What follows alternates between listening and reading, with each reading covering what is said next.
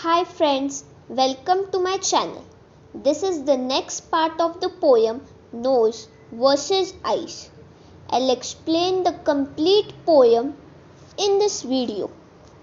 The poem goes, in behalf of the nose, it will quickly appear, and your lordship, he said, will undoubtedly find that the nose has its spectacles always in wear, which amounts to the possession time out of mind.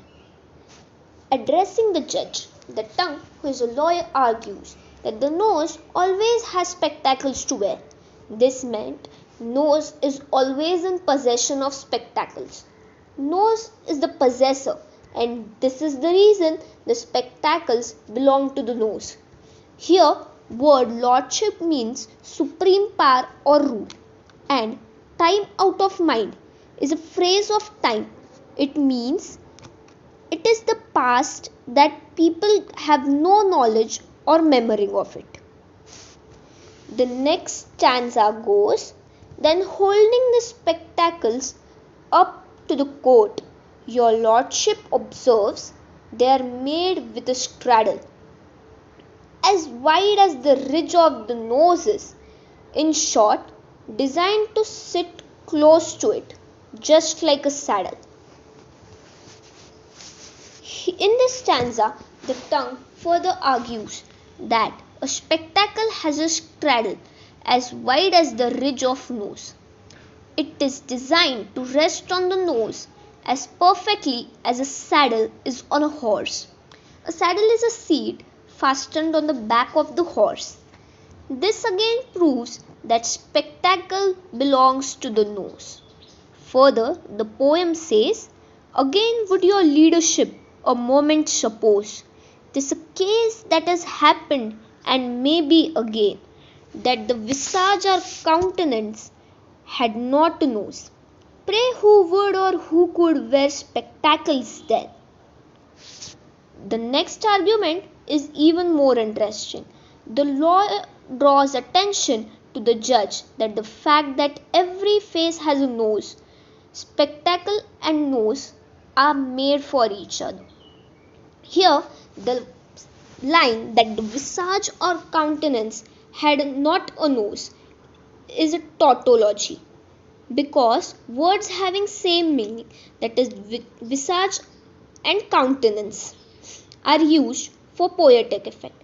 And the fourth line, pray who would or who could wear spectacles then, is an example of interrogation, which is also a poetic device. It is used for asking rhetorical questions for poetic effect and realization. Is the tongue changes its side because it is a lawyer and lawyers are expert in side shifting and double speaking.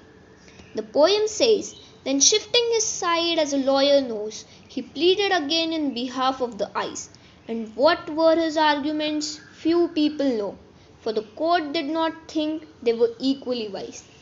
But the arguments in favor of eyes were not as convincing as they were in favor of nose.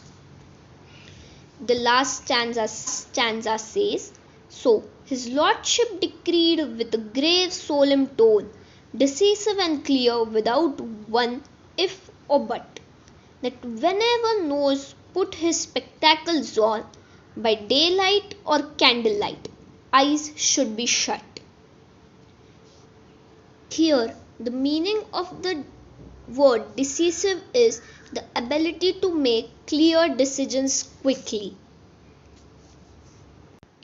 The first sentence in the stanza, so his lordship decreed with a grave solemn tone, is an example of tautology, because the words grave and solemn have same meaning but are used together for poetic effect.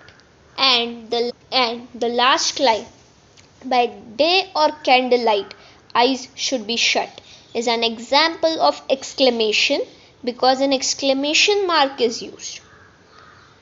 The meaning of the decisive is to take important decisions without any hesitation, and grave and solemn have same meaning, which is serious.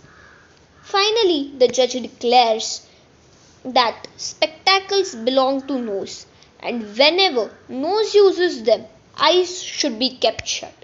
The jurisdiction system did not consider the purpose of spectacles. The whole purpose of spectacles is futile in this manner. The message of the poem is that the judge's verdict should also keep in mind the human values.